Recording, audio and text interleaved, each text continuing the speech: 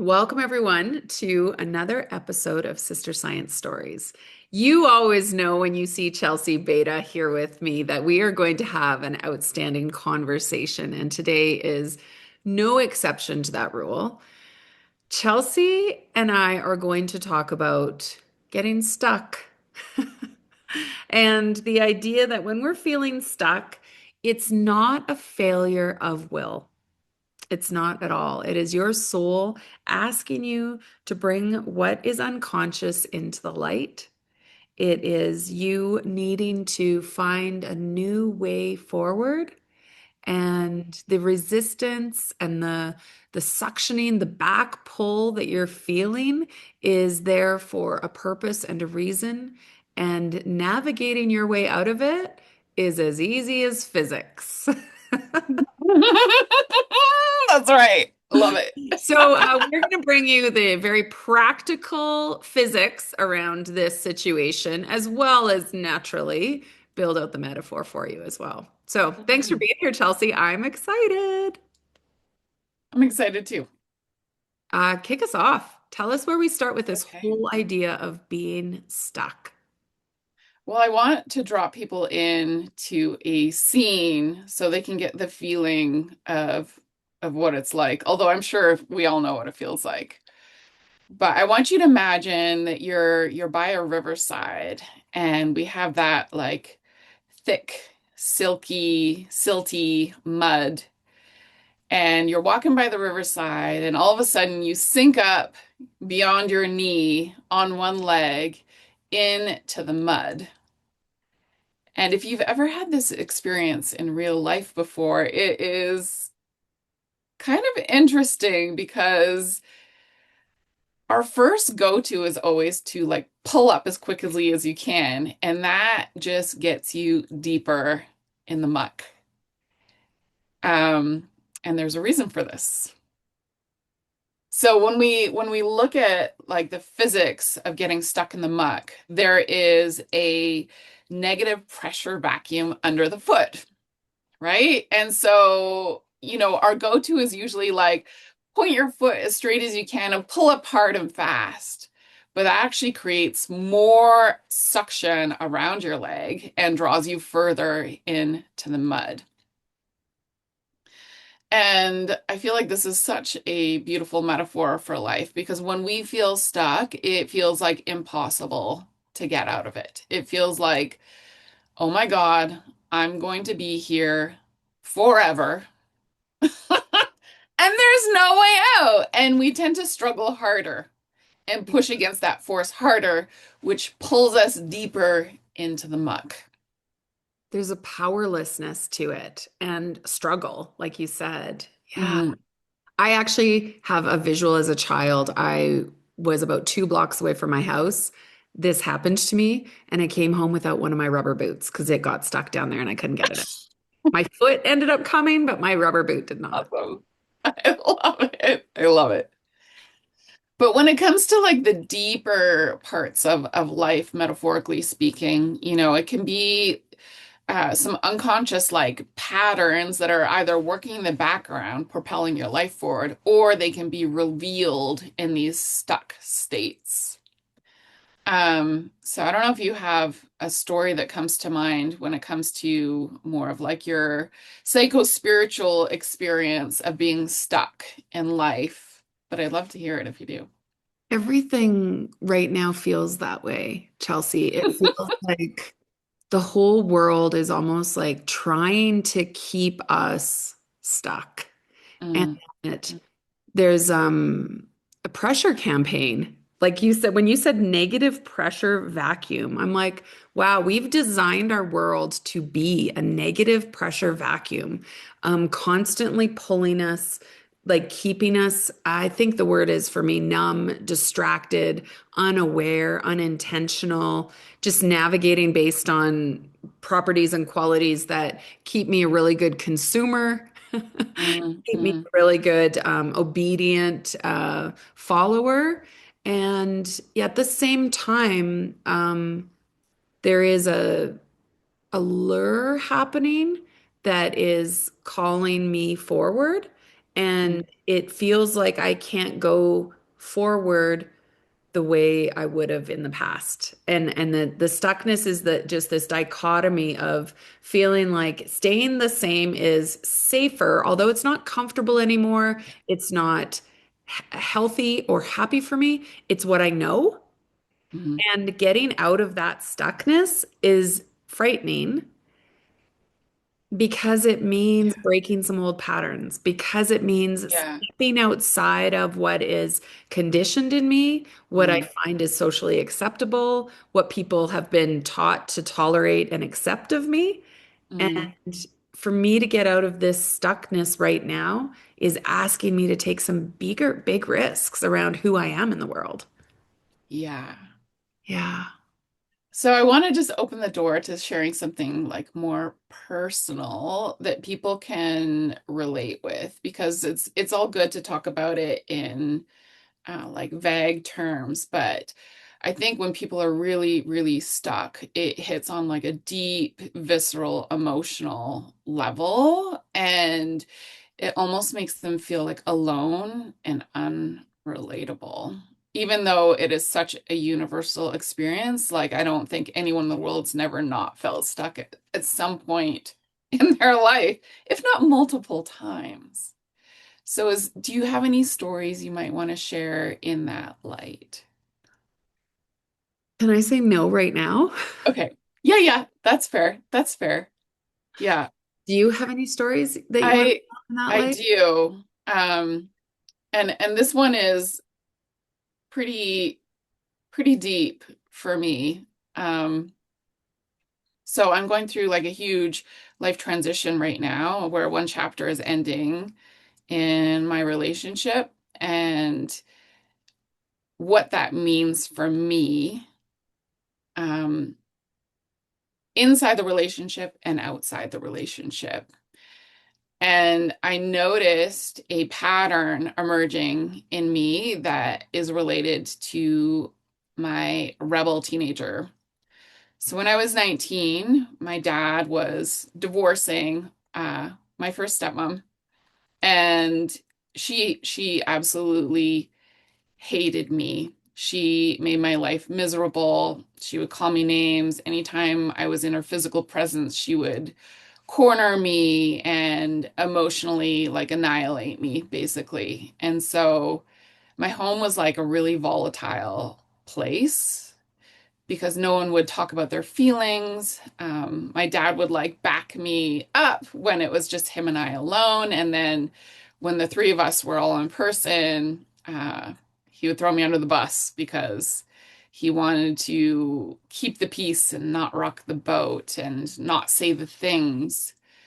But being a child who was like really emotionally aware of all the things that were unsaid in these relationships, I had nowhere to go and nowhere to release all of this emotion that I was holding basically for the whole family and being the scapegoat for. I was being blamed for the problems, which clearly weren't mine at all. But you know, Mhm. you don't know that when you're a teenager. And so I started hanging out with people who didn't care about me. I got into drugs. Luckily, not heavy drugs, but still, numbing became my main sense of safety. And just doing whatever the fuck I wanted whenever I wanted. And it was reckless behavior. And so I notice now this part of me kind of reawakening where uh, like I want to rebel and revolt and maybe fall into some of those like numbing habits that I had then because the emotions are so strong. And it's like an old way of coping that I know a pattern that I no longer have to hold the line for anymore. But that old patterning wants to pull me in with that negative pressure. Mm. And it is something that's taken me a while to admit to myself. And also, like, there's a new evolution that wants to come through, but it's not fully formed. It's still in the mud, still in the mud. And then, yeah. So I'll leave it there and we can continue expanding on it as we walk through these principles. But do you have any questions? I just think that that in itself is a description of what this situation feels like so perfectly, in that the old pattern, we know it's not good. Mm, It is very familiar, and it's familiar in our embodied experience. Like our body knows it. And there's something around familiarity that breeds a sense of safety. And so yeah. it can feel, this negative pressure vacuum can give us a sense of safety, even though it is not safe in quotes or good in quotes. It can be quite harmful for us, but our familiarity around it gives us a conceptual understanding. And I think when you say, I can feel something, I can feel myself being pulled back there, the alternative, this is where it gets hard, is that the alternative is not yet fully formed. Hmm. The Hmm. alternative is something that is unfamiliar. We don't have context for it. We don't have a fully formed understanding of it. And it's a new way that we're going to have to step forward. And it requires trust, vulnerability, courage, um, just a lot of trust. I'm going to say the word trust again. Yeah. Yeah. But thank you for Yeah. sharing that. Yeah, it gave us a very tactile example of what we're Yeah. talking about here. And I just want to say there's so many different variations. Like this is one, like a deep one from my being. It can be much smaller than that. It doesn't have to be the biggest pattern that you ever had that you're trying to overcome. Although it could be, right? It could be. So uh, these things come in all shapes and sizes, is what I'm trying to say. Yeah. So the first thing that we need to do is break that seal. And obviously, moving fast and pulling straight up doesn't work. And Yeah. there's one thing I noticed in my time in nature, because I've spent thousands of hours in nature. There's no straight lines in nature. Straight lines are man-made. So it makes sense that pulling straight up doesn't work. All right. So the next principle is you need to gently rock to slowly release that suction and break the seal. And gentleness is usually not our go-to. We need to be incredibly gentle with ourselves and gentle with others in these places. Like we can get super impatient when we're stuck, and especially when we try to move fast and we get more stuck. It's so frustrating. It's like, when will this end? When will this end? This is going to be forever. But the truth is, nothing is forever. Nothing is forever. Nothing. And speed and force have been our go-tos for what we've been taught and acculturated around our whole lives. And so Hmm. fast, effective, productive, like all of Hmm. these kind of words are just like they've got a lot of action, a lot of doing around it. And then you throw in the word gentle, and Hmm. my vulnerability meter just rises because and my um, questioning of effectiveness rises because we've never been taught that Hmm. gentle can be effective. We've been taught that gentle is almost like surrender, it's giving up, it's not fast, and so when you say that word gentle, yeah, it's a tough swallow. And yet we've started to understand this in yoga for a long time. It does not have to be heavy, hard yoga for it to create huge changes in the physical body. Um, Hmm. so speak more. Gentle is our first step, our first thought process, our first way of releasing from the suction that's pulling us back. Well, I know for myself, like when I think of this pattern from when I'm 19, kind of like emerging in my life currently, um, you know, what did I not have then that I needed that caused the revolt and the just like outward rebellion? And um I did not have access to love and compassion and reciprocity, right? I was in an environment where no matter where I was, whether I was in relationship with people, with any person for that matter, whether it was my dad, my stepmom, or my friends, or myself, I was receiving harm or causing my own self-harm. And there's a reason for this. The reason, and I'm going to go specifically to the self-harm piece, was, I was being called these horrible names and in my home by someone who's supposed to care for me. And there's two ways that was happening. There was the overt name calling from my stepmom, and that was being projected onto me, which I interjected. It was a residue, a mud that covered my soul essence of who I am. And I unconsciously started believing those words. And then there's also my dad who would say nice things to my face, but then in relationship in this triad with my stepmom would do the opposite, which Yeah. is basically erasing those things. And it's like not being able to stand in your truth and have a backbone, right? And so there was like this lack of support or authenticity from someone who's supposed to love me. And then there's the me who's receiving all this kind of like in a scapegoat, like things are just getting cast onto me and not knowing better. Like my only way of being able to deal with the heaviness and the beliefs I took in as my own that were not mine and are not me was to act it out in these I am that thing they say I am.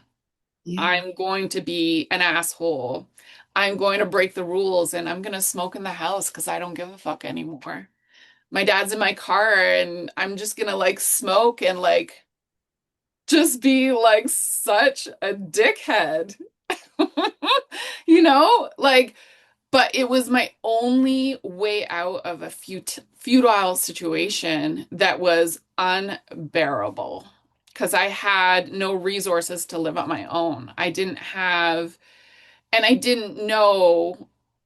didn't have a knowing in myself of who I was to obliterate these negative beliefs and words and unconscious um, stuff being cast my way, right? Yeah. So the being gentle is, it seems like this is so easy, gentle, okay? But being gentle is not socially conditioned, as you said. And to actually, under that muck, when you're feeling stuck, to be gentle and kind with yourself and love yourself and tell yourself that these things they said are not true. You never deserve that. No one ever deserves to be called these awful things. No one is these things. They might act out in these ways, but underneath it all, we're actually none of us are these things. Like in the soul realm, we're all whole and we're all pure. In the human realm, we have a lot of residue that we carry on us, and it get that soul light gets filtered through the residue of our belief systems that likely aren't ours to begin with, but we don't know it, right? It's an unconscious program. So it's like this residue then is the muck that's suctioning us Hmm. backwards, that is pulling us into that um, familiar, not necessarily safe way of being, way of believing in ourselves, filter through which we know who we are. Hmm. And in order to get out of it, this idea of gentle. So we like in the metaphor, you say we can't sort of pull out with force and speed. It has to be this gentle rocking back and forth. So Hmm. when I think of that gentle rocking back and forth, for me, it's this idea of like I come out into, the external world and feel all of these things, sense it in myself. And then the tools now that I have would be go back in, connect to that deeper, connect to your deep wisdom, connect to that universal knowing, connect to your own innate sense of worth and worthiness. Hmm. How Hmm. does gentle work as either as you're developing the tools, or how do you get that tool to begin that? Well, this is where witnessing is like really important. I find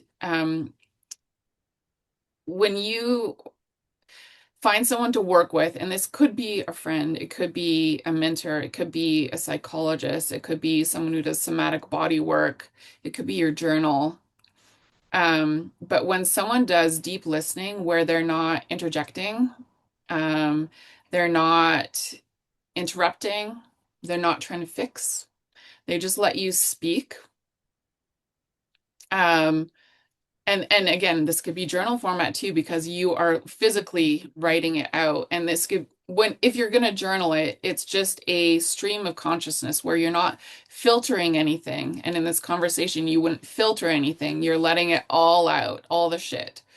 But there could be good in there too, right? Where are diamonds found? They're found deep in the earth under pressure.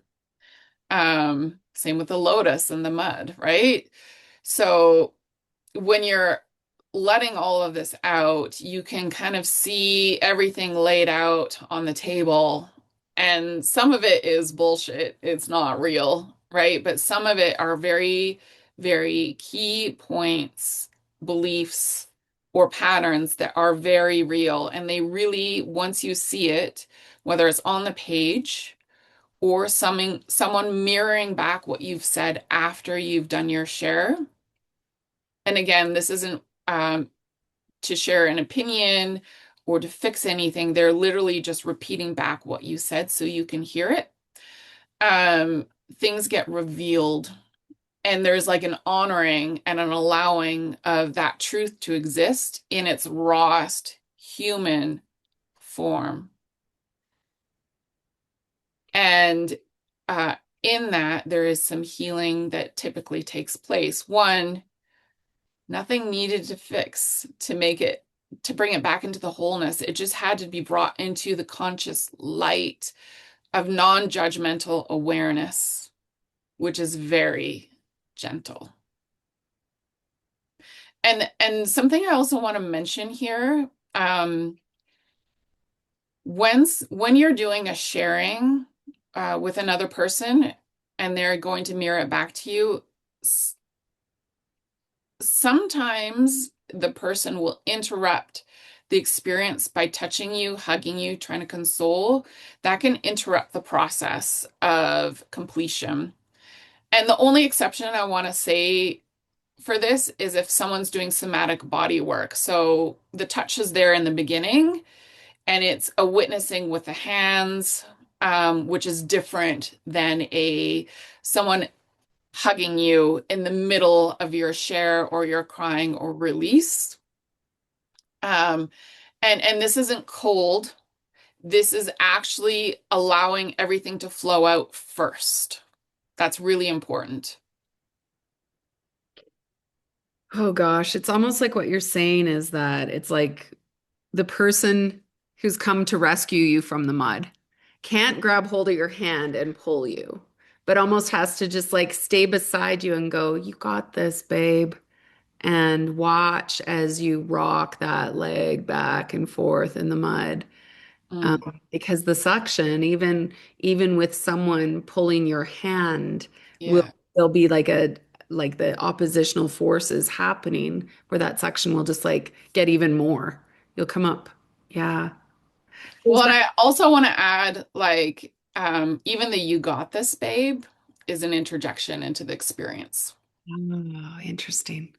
Because they do have it. They do have it, but they have to discover that for themselves. As soon as you put that on there, it almost ruins them from discovering that they have it, Gosh.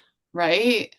Which sounds counterintuitive because we're taught to like cheer on. And even that rescue piece, you're not here to rescue, you're here to witness them step into their own self-empowerment.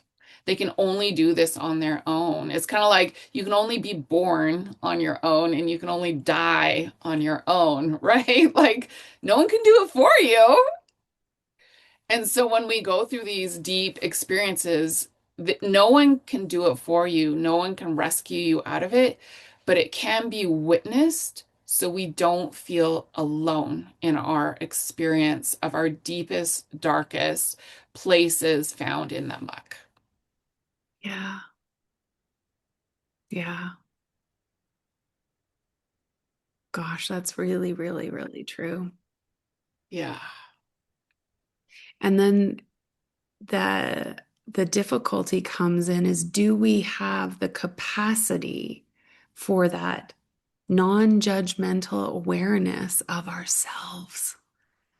Because God, that's vulnerable. Yeah.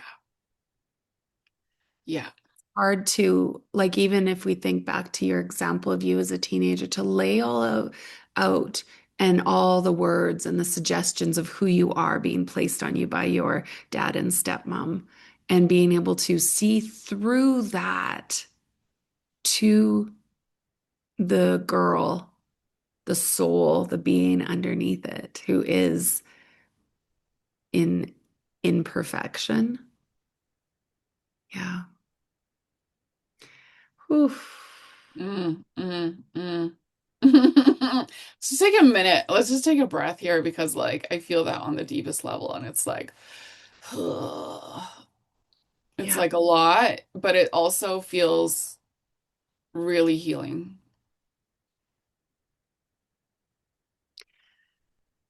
It also explains something about being that witness. Mm, Because having lost my dad last month, I'm fully aware of other people wanting to offer condolences and support and everything like that. And it's not possible to be in my experience of it. mm, And I can, mm, you can feel some people wanting to hold it for you, some people wanting to fix it for you or make it easier for you. And yet, what feels the best is those that just acknowledge and witness it with you. mm, And it's something really new to me in my own vocabulary around it all because this is a brand new experience for me. And I'm seeing and being in it in a new way. And I know that this will inform my ability to be witness as I go forward in a way that mm. I didn't know how to do, was unfamiliar to me before. And that's a huge point that I want to mention. People can only be there for you where they can be there for themselves. So some people can't go places that you need to go depth-wise because they aren't able to go there in themselves. And it's a painful truth that's like really awoken to me this summer. I knew it before, but it really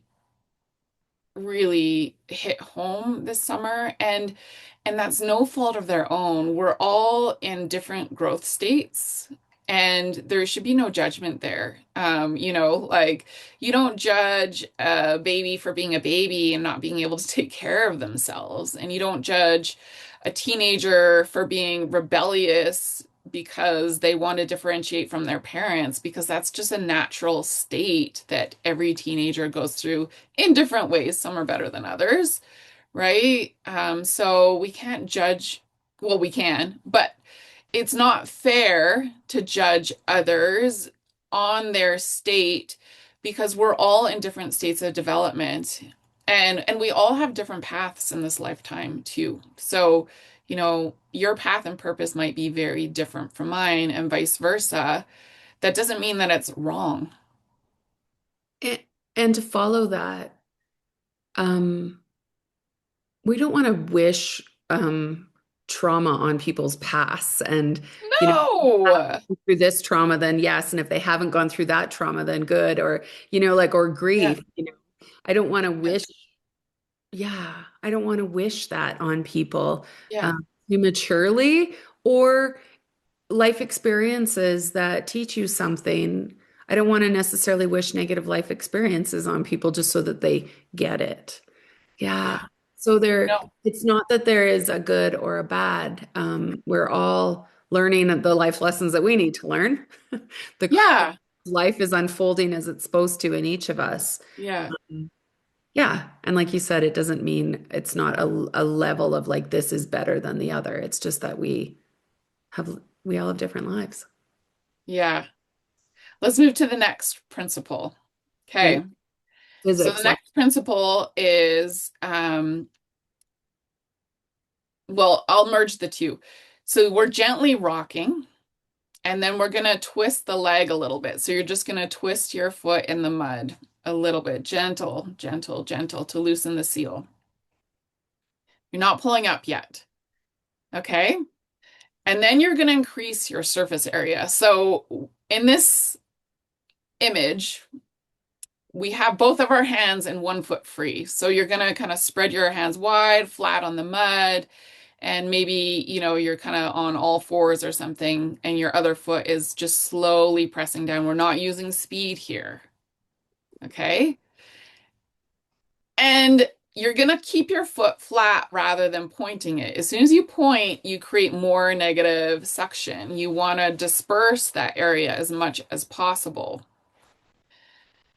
And then you're going to slowly let your rise gradually. Because as soon as you start to spread your surface area, all of a sudden a little buoyancy actually comes rather than that negative pressure, right? It's almost like the same principle as if you're drowning in a lake, it's a still lake, but all of a sudden you widen your body and spread out and relax a little bit and you float up, right? And this is a bit of an act of surrender, which is so hard to do when you're in the muck and you feel that negative pressure because we tend to want to panic, and the panic actually creates um, more resistance and viscosity in the mud. It actually changes the physical properties of the mud when you increase speed and panic. So you're you can making think of it in, like more of like the psycho-spiritual world or the metaphorical world as like the residue of people's beliefs, of social conditioning, of things you've heard that are operating in your brain, your patterning that aren't yours, that residue thickening and tightening around you, right? But when we relax, we allow our periphery to be broad, we let go of the thinking mind, that ick can start to release and shed, kind of like rolling off a duck's back, right? You see it roll off the back. Mhm. Yeah. There's something about this metaphor that's like really visceral. So thank you for that. But the idea then that our, and is it instinct? Is it instinct that brings in panic? Is it instinct that brings in like the flailing? Is it, I is want to say it's fight or flight. it's nervous system response? Okay. Mm, So there's hmm a key piece of this then that where nervous system regulation becomes one of our most potent tools. And what's important in this particular nervous system regulation is you cannot deny the muck that's on you. You can't pretend you're not stuck in the mud And you can't pretend that these things don't have forces over you in this moment in time. That doesn't mean they forever will or forever do, but it is part of the experience. But what we have to also tap into at the same time is that gentleness. And even if you don't feel it in this moment, that there is a higher truth that exists underneath of it. So we're moving to the belief system then away from our current society of and or. It's Mhm, black or it's white. mhm, We're bringing ourselves into a place where two things are true at once. mhm, And to a toolbox of witnessing and awareness that it's the goal isn't so that you'll be at ease, so that you'll be joyful, so that you'll be light, so that you'll be grounded, so that you'll be good.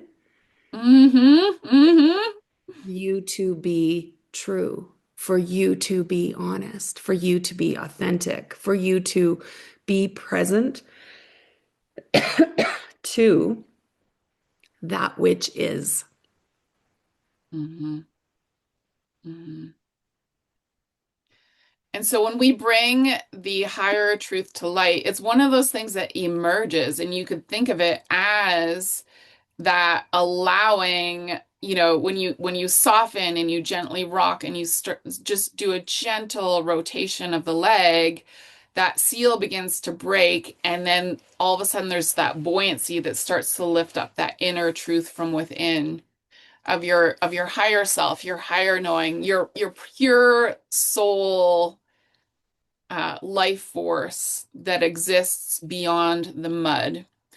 And when we tap into that experience, wow, wow, do things start to change, because all of a sudden the muck that was so heavy and so negative pulling you down releases the seal, and the two can be integrated, because we're not denying this to not be true and not have forces over us. But when we get the overlap and the weaving of your higher truth, your higher knowing, your true authenticity, it merges and it integrates and it heals. Chelsea, like everything you're saying right now is resonating with me. And I just keep thinking about the Year of You program and how I used to try and make it into a 3 month. You can do this in 10 days, or you can do it in 30 days, and you can do it in 90 days. And I'm like, no, you got to stay for a year. Yeah. Now you can't leave unless you stay. You can't come unless you stay for a year because it recognize, I recognize that we need to practice these tools and become in relationship with some of these tools to regulate our nervous system, to learn how to witness ourselves, to come into a relationship where we can look at the muck with honesty. And Mm, that takes all of that takes time, practice, vulnerability, courage, and like we're doing these small proactive things, and each small proactive thing, each gentle rock, each a little twist allows that buoyancy to start to work with us. mm, And we need it. It's mm, essential because mm, the only way out of this muck is this continual tapping in to that higher resourced power. mm, It takes practice for most of us. I mean, we hear sort of the near-death experience mm, things where you're about to die and all of a sudden you just get it and then you come mm. back to life and you get to do it. But for most, human beings, it's not a deathbed experience. Yeah, it's not. It's not. It's real life circumstances, scenarios, and crap. Bullshit. And it's not, we can't leap from an old pattern. And I mean, Mm-mm. we can try. I mean, there's lots of people who will leave their lives and just try and go and reinvent a new one Yeah. somewhere else. Mm. When you leap like that, you sometimes take the lesson right with you and start fresh somewhere else. Yeah. Yeah. Exactly. You repeat the pattern with different people and different scenarios. And that's where like the gentleness and the time piece is really important. Timing is different for everyone. I do want to say that. Okay, but self-reflection is really necessary, and being present in the moment of like what is here now? What is showing up in my unconscious chatter in my mind? Getting that out and kind of seeing the things that keep popping up over and over again. And then looking at those things like why is that popping up again and again and again? Analyzing it, getting to know the properties around that, the different versions that come up, especially if that's a piece that makes you feel stuck in the muck, right? When did you first feel that in your life? Hmm. That's a big one because usually it comes down to a core memory as a child. It could be an adult too, with a certain people, a certain environment that like is a visceral experience, like you were talking about, and it gives you key things that like set up that pattern, that habit, that belief system that maybe someone else imprinted on you or you interjected on yourself because you couldn't make sense of a scenario. Right? A lot of times it's like a split that happens inside of us because things cannot be rectifiable. Like we can't understand it in our brains. It doesn't make sense. Why would someone do that? Why do I feel that? Why did they say that? Right? And so it's not about the whys so much as what pattern was set up that doesn't belong to you that needs to be shed. And so it's not driving you unconsciously and making you reactive or repress certain parts of yourself that are authentically you, that really want to come out, they're the most beautiful parts. A lot of scenarios like this, we exile parts of ourselves in that residue that gets cast on us, but they are beautiful parts and they were never the names that they were called. They were never those names. Okay, so you've brought me to my example now. Okay, It- it's yes. definitely not as much. I'm framing it already, so I'm going to stop framing it. Good. Um, it's the idea that I've always said, I hate the kitchen.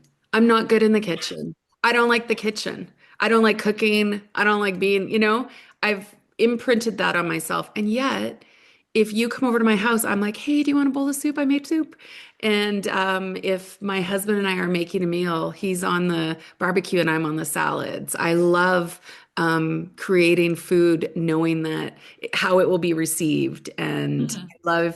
I love if I'm well planned and well prepared, and the people who are coming are going to appreciate it. I love the alchemy of it all, and so I'm really examining where that belief came from. And I know she doesn't like the kitchen. It's Yeah. her belief. It's not mine.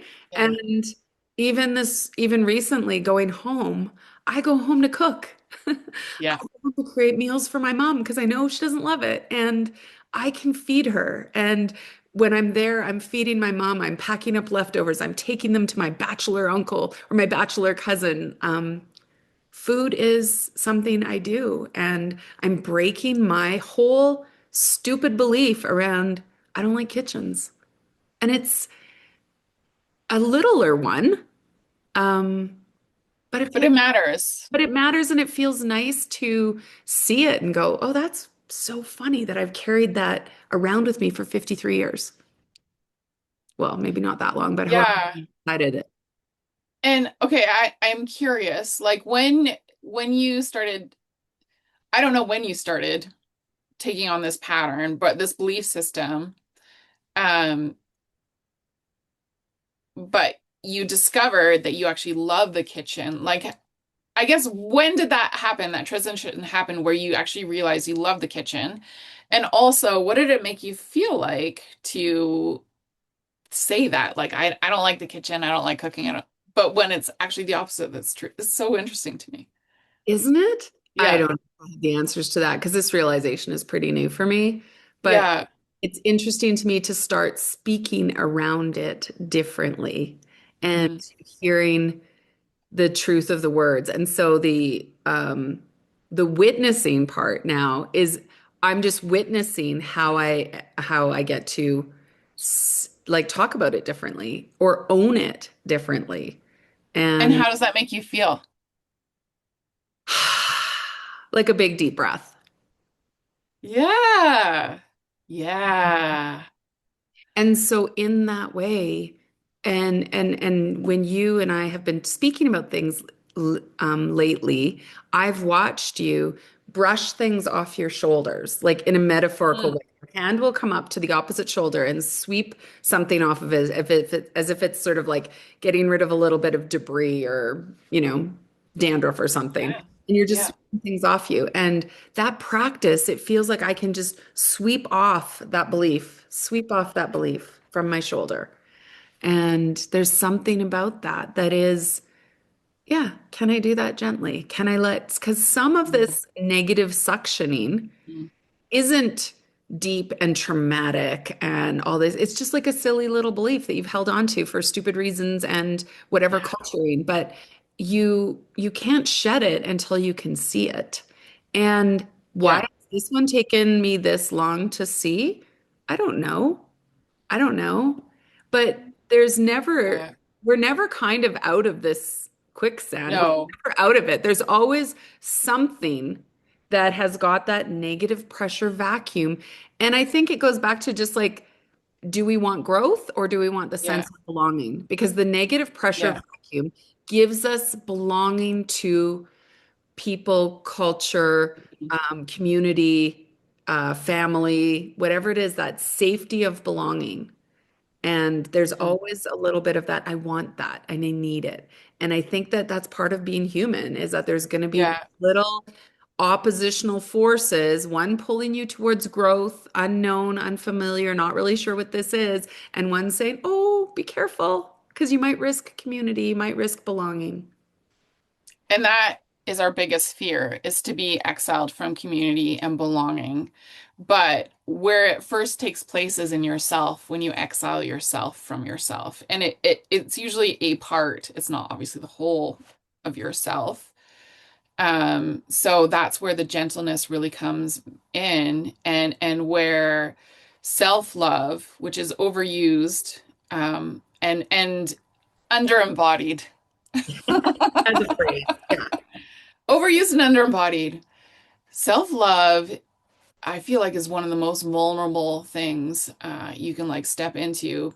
Um, but it is key as soon as you start investigating these things, these fears, these habits, patterns, when you can turn it around and look yourself in the eye, whether it's in the mirror or just internally or through journaling, and love yourself through the process, and hold your innocence, because we are all innocent in these moments, really tenderly, as if you were holding the person you love the most in the world. I find it easy to love others. To turn that inward is much more challenging, but I'm getting better at it. There's like a part of me that wants to leave my body when it comes to loving myself. It's like, oh, that was uncomfortable. Bye. Goodbye. But it is returning into the body where that safety and security is getting anchored, and that loving yourself, because I think that's where we feel the most afraid, when we feel scary emotions, or we feel pain in the body, or we feel like we can't escape certain situations. We want to leave the body energetically. The soul wants to leave the body. So then we are slowly finding our Mm, sense of trust in mm, the safety and security and anchoring of that belonging to ourselves. That mm, mm. belonging is something that can be internal. It doesn't need to be external. No, but we do want it to be both, right? But I think we need to belong to ourselves first. If we put any other person higher in that belonging hierarchy in our relationships, we immediately erase a part of ourselves, right? We have to, and this is a big healing thing. This is like if you take your healing journey to the end of the road, okay, this is like the last lesson, all right? And sometimes you can start with the last lesson and work yourself backwards, all right? But the last lesson is you have to love yourself so much and know yourself so well in the darkness, in the light, in the shadow parts, in the patterning, but also your wholeness and goodness. That regardless of who you're in relationship with, you are not going to abandon yourself to keep that relationship harmonized. You are willing to allow time and be gentle with yourself for your truth, your own inner truth to emerge, where you can bring it into the conscious light and have a conversation around it and not be stuck on the outcome of that conversation. It's your truth needs to come to the table because your wholeness belongs here, not just the mask you wear to keep relationships in harmony. I love it. Can you wrap us up, Chelsey, with the physics? Okay, so to escape the mud, you don't overpower it. Very important. No forcing, no speed, no trying to pull out as fast as you can. That will just get you deeper in the mud. All right. Um, you're going to rock gently, be very gentle with yourself. This comes back to really loving yourself as if you would love like a tender little infant and allowing all parts of yourself to exist without shaming or judging it, like being that non-judgmental neutral witness and allowing all parts to speak at the table. You're going to disperse your energy broadly. So that's like two hands, one foot, maybe all fours. You're not going to point your foot and pull directly up. There's no straight lines in nature. You're going to have that foot flat. And in that rocking and a gentle twisting, all of a sudden a little bit of buoyancy is going to come underneath. Okay? You're going to wait for the buoyancy to emerge before there's any even inkling of pulling up. You have to feel the buoyancy start to come. Okay? And sometimes that just means timing for people. Mhm. Proper timing, right? You have to know the timing. And sometimes that knowing only happens as the timing arrives. So being able to stay in faith that the timing will arrive and waiting idly for that to emerge. And then when you feel that buoyancy, it's that slowly, slowly pulling up as you feel the viscosity thin in the mud and that seal break. Now, this is important. Don't pull up fast here. You might want to because you're so excited. Okay. You gotta move in a consistent, slow, in tune speed with what is stuck around you. Okay. You have to be in tune. If you're not in tune, if you do it unconsciously, right back in there. So, also being gentle if that happens, right? Because, it takes as long as it takes. I feel like you're just describing the ongoing human experience. Because Really, I am. you are, because really what's happening is that we feel the pull of the stuff that we're stuck in.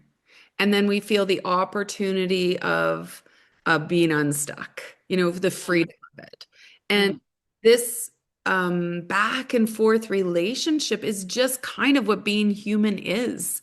And we will feel sometimes that we can like lift our foot out. And it's like, even as you're describing it, I can feel it in my body, this sense of, like, yay, I'm free. Yeah. And like you Yeah. said, you can't go fast then all of a sudden, because even in that freedom, consistent, slow, in tune speed is what will prevent you from taking one more step and going right back into that mud. Exactly. So that consistent, slow in tuneness becomes the recipe for life. Hmm. Hmm. Aw. Hmm. Yeah. I Love these conversations, Chelsea. Thank you so much. Is there anything else we need to wrap up with to make sure that, we've shared everything that this conversation needs? I just want to say this is easier said than done. And it really is just living meditation in real life, letting go what doesn't serve you and allowing yourself as many times as you come back to the thing to be gentle and allow it to release in its own timing. And know it's like weather descends and it leaves, right? But I can't control the weather.